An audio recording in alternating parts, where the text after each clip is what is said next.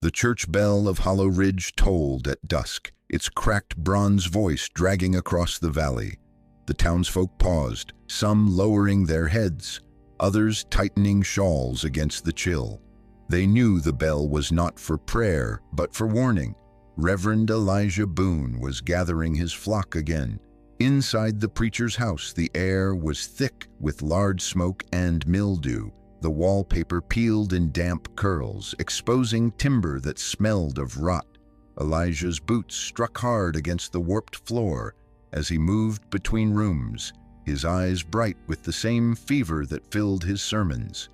10 daughters lived under his roof, their faces pale as wax, their voices rarely heard. Each girl bore the weight of his rule, their gazes cast downward, their hands folded not in faith but in fear. The wind outside carried grit from the fields, rattling against the windows like thrown sand. A kerosene lamp hissed on the table, its flame bending when a draft crept through broken panes. The girls sat shoulder to shoulder, their silence deeper than the storm, while Elijah muttered scripture not from the Bible, but from a notebook worn thin at the edges. Neighbors spoke in whispers at the general store. Some claimed they heard music late at night, hymns sung low not by a congregation, but by children's voices rising and breaking. Others insisted they had seen figures digging near the preacher's barn, shovels moving under lantern light. Yet no one confronted him. Hollow Ridge had learned long ago that questioning Elijah Boone was like cursing the soil itself. One of the daughters, Ruth, carried a scar above her temple, a jagged line hidden by her hair. She touched it absent-mindedly as her father's voice filled the room. She remembered the night it was made, a Bible hurled against her skull for forgetting a verse. Across the table, her younger sister bit her lip until it bled, crimson drops staining the wood. Still, no one spoke. That evening, the preacher's tone changed. He closed the notebook and stared at his daughters with an expression that chilled them more than any shout. He spoke of a prophecy, of bloodlines chosen by God, of daughters serving as vessels for purity. His words were slow, deliberate, seeping into the walls like smoke that never cleared. Outside, the dogs began to howl, their cries stretching into the dark. A passing traveler on the ridge path stopped and listened, unsettled by the sound. He turned back toward town, deciding not to walk past the Boone house after all. When the lamp finally guttered and the room sank into half-light, Elijah placed his hand on the Bible. His voice dropped to a whisper, and his daughters leaned forward in dread. He told them that the Lord's command would be fulfilled within their own blood. Those words clung to the rafters of the Boone house like soot that could never be scrubbed clean. The daughters shifted on the benches, their knees pressed together, their breaths shallow. The lamp hissed once, more, then dimmed, leaving the room awash in uneasy shadow. The preacher's voice carried into the night even after the doors closed. A farmhand walking home heard it through the pine trees, the syllables rolling like thunder over the hills. He spat into the dirt and crossed himself, muttering that no man should twist scripture to bind his own children. But he kept walking, his shoulders hunched, unwilling to invite the wrath of a man half the town still called God's chosen. In the morning, smoke rose from the Boone chimney, dark and acrid. Neighbors watched from their porches, whispering that the family's fires never burned like anyone else's. The scent was different, something mixed with wood that left a bitter tang in the air. Children wrinkled their noses as they passed, asking their mothers why it smelled of tar and copper. No one answered. Inside, Ruth Boone traced her scar again while her father read from his notebook. The girl's eyes darted to the window where frost etched spiderweb patterns across the glass. Each word he spoke was etched with conviction, a doctrine heavy with punishment. They sat frozen, knowing silence was safer than defiance. For those listening, the narrator reminds, if stories like this resonate, Subscribing and leaving a comment helps bring more hidden histories to light. That week, Keenan Willis, the town's undertaker, noticed something unusual. A small grave appeared behind the preacher's house, the earth fresh, the mound too small to belong to grown flesh. He said nothing, only noted the date in his ledger with a hand that trembled. Later, he burned the page in his stove, the smoke curling black against the chimney. At the general store, gossip spread in nervous fragments.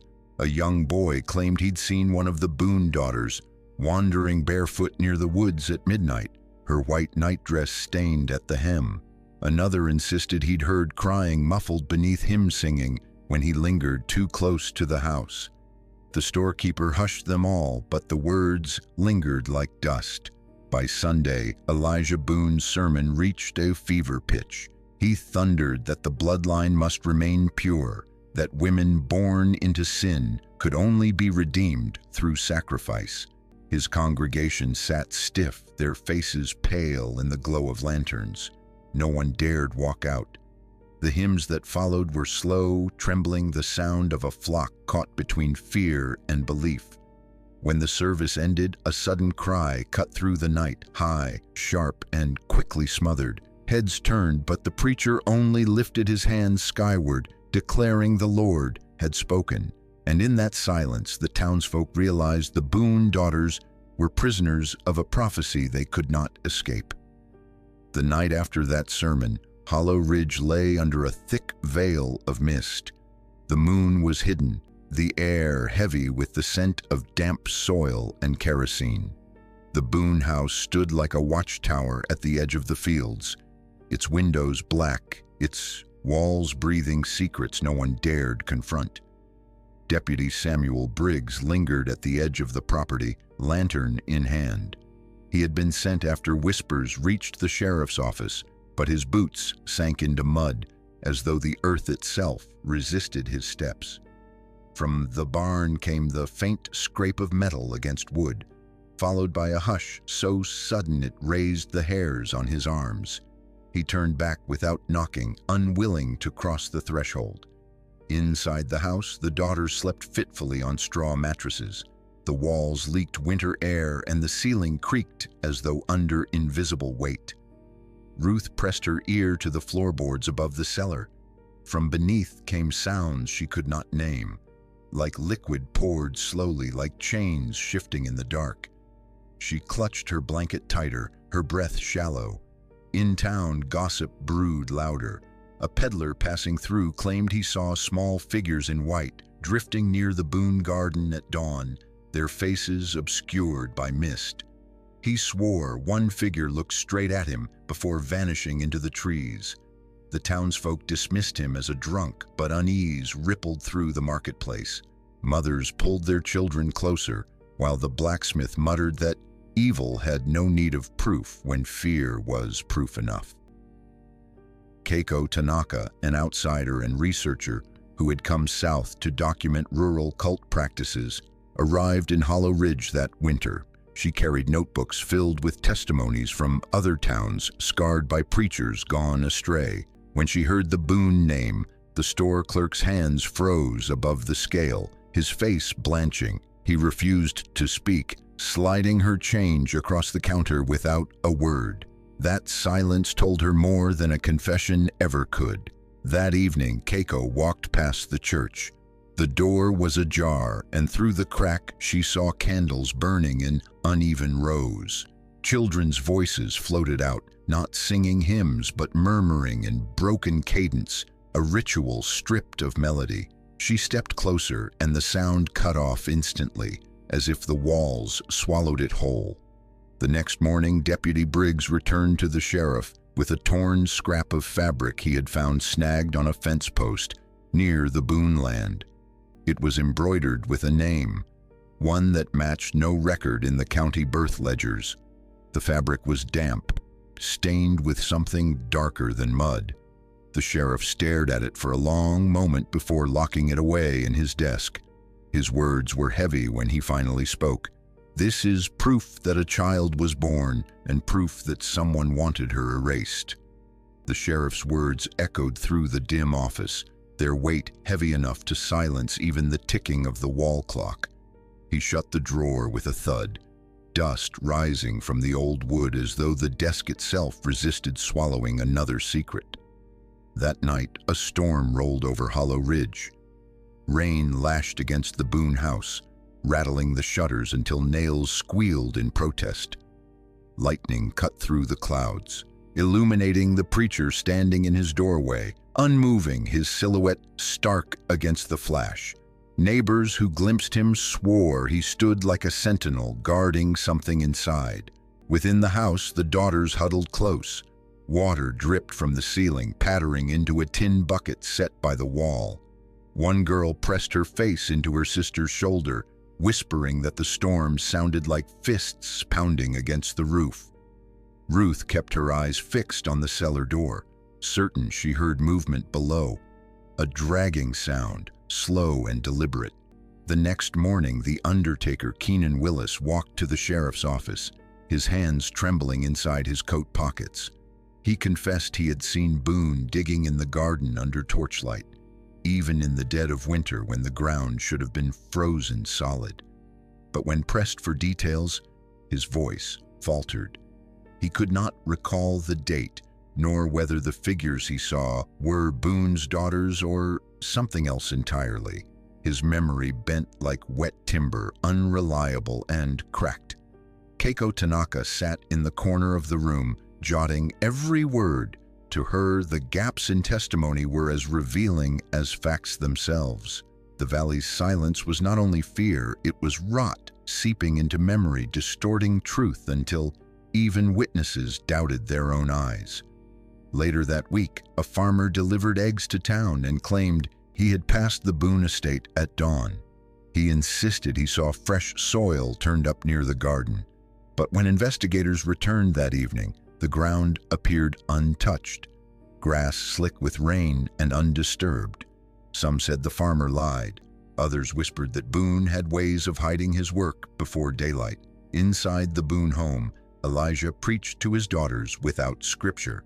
He spoke of chosen lines, of obedience, of blood-shaping destiny. His hand rested on Ruth's shoulder, heavy, immovable, as though sealing her fate with his touch.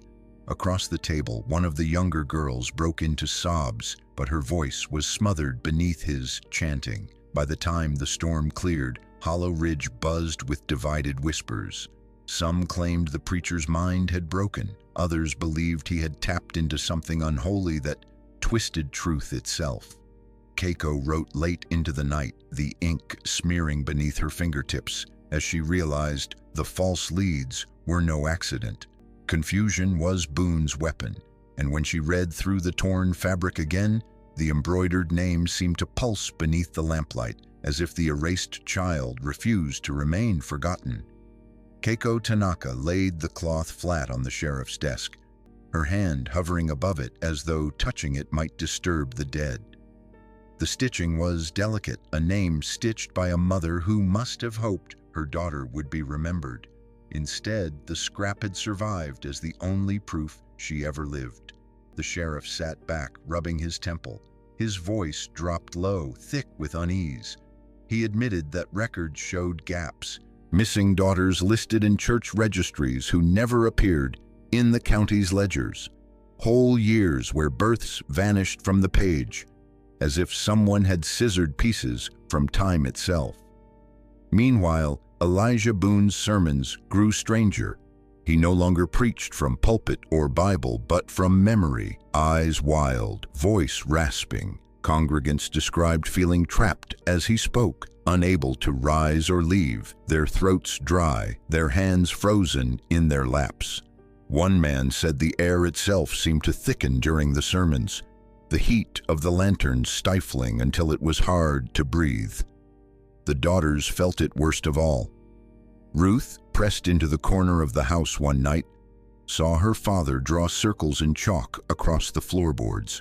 Muttering names not found in scripture, he placed coins and feathers in the center, bowing his head as though before an altar invisible to all but him. She gripped her sister's hand so tightly the younger girl winced, yet neither dared cry out. Keiko returned to the estate under cover of dusk. From the tree line she watched shadows flit past the upstairs windows. Once a pale hand appeared briefly against the glass before being pulled away. She wrote in her notebook, "The daughters are alive, but unseen. Their silence is enforced." That night, the undertaker Keenan came to her lodging, his coat soaked through with rain. He confessed he had kept secrets too long. He spoke of small coffins delivered quietly to his workshop, each sealed before he could look inside.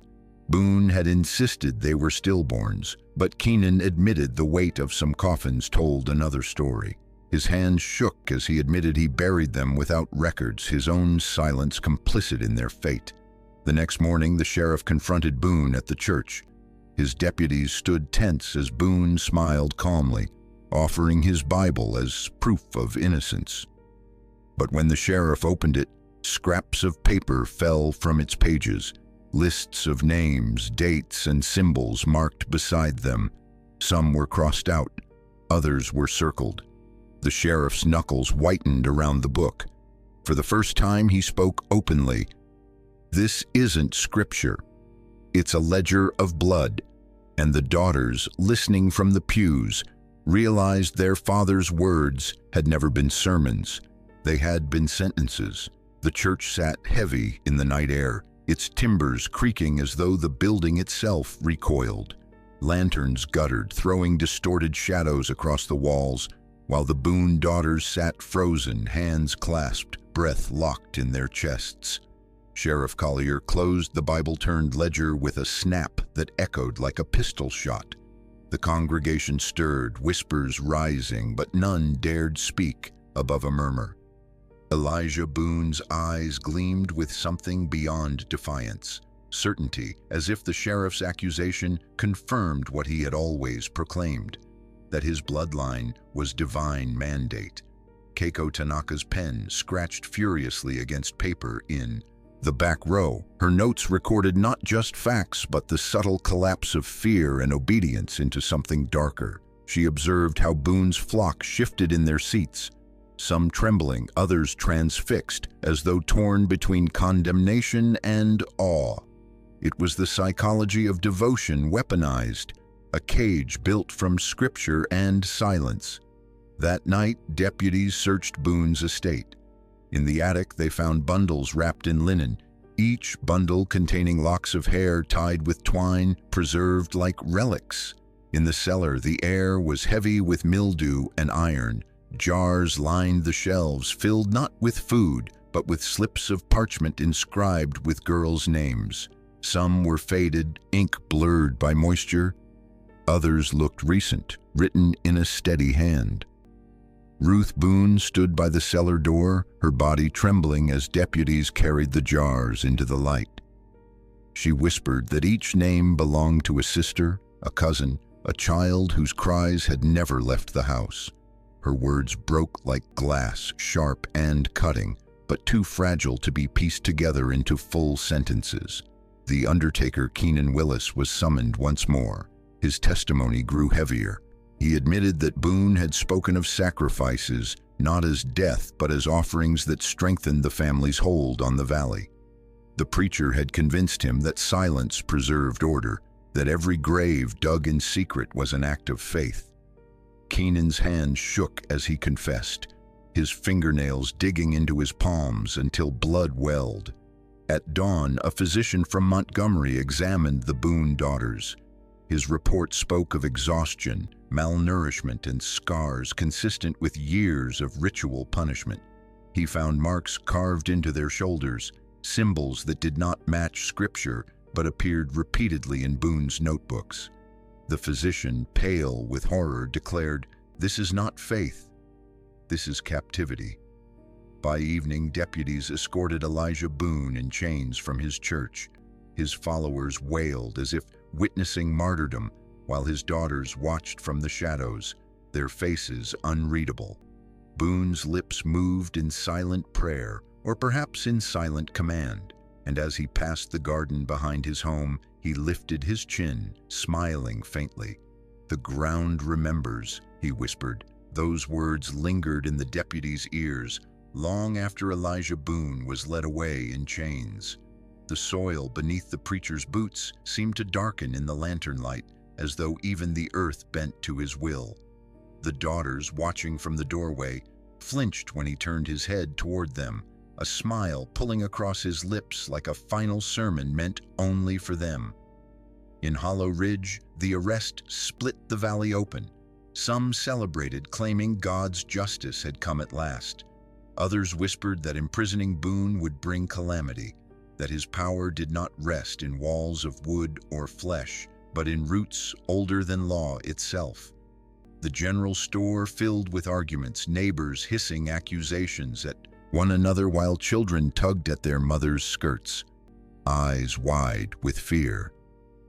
Keiko Tanaka sat with the sheriff late into the night, the lamp between them casting long shadows across the station's walls. She urged him to pursue a full trial, to expose Boone's doctrine and the graves that lay behind his estate. The sheriff rubbed his jaw, exhausted. "People don't want truth," he muttered. "They want safety. And sometimes safety means silence." In prison, Boone was anything but silent. Guards reported that he prayed for hours in a low, rhythmic tone that unsettled even the hardest men. Other inmates claimed they felt drawn to his cell, standing outside the bars as he murmured verses that were neither scripture nor song. One prisoner swore he awoke to find Boone staring at him through the dark, whispering his name, though they had never spoken before. Meanwhile, investigators dug deeper into the Boone property. Beneath the garden, they found bones layered like pages in a book, tiny femurs, jawbones, ribs. Some graves were decades old, others disturbingly fresh. Each discovery ignited fury among the deputies, but horror among townsfolk who gathered at the fence line, covering their mouths as shovels struck soil. Among the remains, they uncovered something unexpected, a rusted tin box wrapped in oilcloth. Inside were letters written by women from the congregation, pleading with Boone to spare their daughters. Some letters were unsigned, others bore names long vanished from town records. Their paper was brittle, but the ink screamed of desperation. Ruth Boone, allowed a rare moment outside the house, was shown the box. Her hands trembled as she touched one letter, recognizing the loops of her mother's handwriting. Tears slipped silently down her cheeks as she realized her mother had begged for mercy, mercy that never came. The sheriff, holding the box, looked toward the jailhouse where Boone waited. For the first time, he wondered aloud if the preacher had ever truly lost control, or if everything, every grave, every ritual, was part of a plan meticulously designed to outlive him. And when Boone stood before the court, shackled yet smiling, he declared, "You can chain my body, but the bloodline walks free." Elijah Boone's voice carried through the packed courtroom like a curse, settling into every corner where townsfolk sat. His wrists were shackled, his frame gaunt, but his gaze was unwavering, fixed on jurors who shifted uneasily under his stare. For some, it felt less like a trial than a sermon, one where guilt and judgment blurred into prophecy. The prosecutor read the charges with steady authority: unlawful confinement, ritual abuse, and the burial of children whose names had been erased. Photographs of unearthed graves flickered on the courtroom wall. Each image met with gasps that broke the air like glass. Mothers wept openly, clutching kerchiefs to their mouths, while men who once sat in Boone's congregation clenched their fists in shame. Yet even in chains, Boone spoke when permitted. His words were calm, deliberate, twisted in Scripture's cadence. He claimed the graves were holy ground, that each child buried was returned to the Lord before corruption of the world could touch them. Some jurors recoiled. Others shuddered with the unnerving thought that they had once nodded along to such doctrine. Keiko Tanaka, seated among reporters, observed the spectacle with sharp focus. She noted how Boone's tone slid like oil across the room, drawing in the weak-willed even as evidence mounted against him. In her notebook she wrote, "Charisma persists even when stripped of power. This is why silence thrived. People feared him, but worse, they believed him." Witnesses took the stand. Ruth Boone, voice barely above a whisper, spoke of nights where hymns turned into chants and punishments into rituals. Her trembling hand revealed scars etched on her arm, the faint outline of symbols carved by her father's order. The courtroom fell silent, every ear straining to catch her fragile words. Then came the undertaker Keenan, his testimony a confession as much as accusation. He admitted he had buried coffins too small for the stories he was told, his silence complicit in their fate. His voice broke mid-sentence and he collapsed into a chair, muttering prayers through clenched teeth. But the defense leaned heavily on doubt. They painted Boone as an old man touched by madness, his notebooks dismissed as ramblings. They argued that bones unearthed could have belonged to victims of disease, that no proof tied Boone directly to violence. Jurors shifted again, some nodding as though relieved to find a softer truth. The trial dragged into weeks, each day dividing the valley further. In taverns, heated arguments erupted. Was Boone a monster cloaked in scripture or a fanatic crushed by rumor? Silence no longer reigned. Now it was replaced by chaos. When the verdict was finally read, it was not death. Boone was sentenced to life imprisonment, and as the gavel struck, his faint smile returned, as though the prophecy had only just begun. Those who filled the courtroom that day carried that image home like a sickness. Boone's smile was not relief, nor fear, but a promise. Some swore later they could not sleep, hearing his words echoing in their dreams, whispered from the dark corners of their own houses. In Hollow Ridge, the sentence brought no peace. The church stood empty, its doors chained, but neighbors said they still heard organ notes drifting at night, though no one touched the keys. A flock of crows gathered on the steeple, their cries sharp, circling until dawn. The valley itself seemed restless, as though the land had absorbed the preacher's conviction and refused to let it go. In prison, Boone quickly became a figure of fascination. Guards admitted that other inmates sought him out, lingering by his cell as he spoke in low tones, weaving scripture with threats disguised as prophecy. The garden never closes, he told them, and even hardened men stepped away pale, muttering that he carried something beyond human. Reports filtered back to Hollow Ridge, feeding the rumor that the bloodline could not be contained by bars. Meanwhile, Keiko Tanaka struggled to publish her findings. Universities rejected her manuscript, calling it too incendiary. Officials told her rural faiths were sensitive matters better left to fade. She pressed forward, but rejection letters piled high. Alone in her room, she wrote that the silencing of truth was its own form of complicity, one that allowed men like Boone to thrive across generations. Ruth Boone, now 17, was relocated under state protection. She rarely spoke, her voice carrying the weight of both survivor and witness. During an interview, she said only one sentence before refusing further questions. "He planted us in the soil, and some roots still grow." Her words unsettled the reporters more than pages of testimony. That spring, heavy rains struck the valley. The Boone garden, long sealed behind wooden planks, shifted as water soaked the soil. A boy passing by claimed he saw bones surface in the mud, white against the black earth. When deputies returned, the ground looked untouched. Only the boy's trembling voice remained, repeating that he hadn't imagined it. The community fractured further. Some refused to believe, clinging to the hope that Boone's imprisonment had ended the nightmare. Others whispered that the garden was alive, that the preacher's bloodline could not be cut away by courtrooms or chains. At night, townsfolk walking past the abandoned church reported a new sound. Not hymns, not sermons, but children's voices counting, one number after another, never reaching the end. And beneath the valley moon, the Boone daughters were remembered not as freed children, but as echoes still trapped inside their father's prophecy. Hollow Ridge did not recover. Even years later, the name Boone hung over the valley like fog that refused to lift. The church remained padlocked, its wooden boards warped and gray, ivy twisting around the steeple like veins.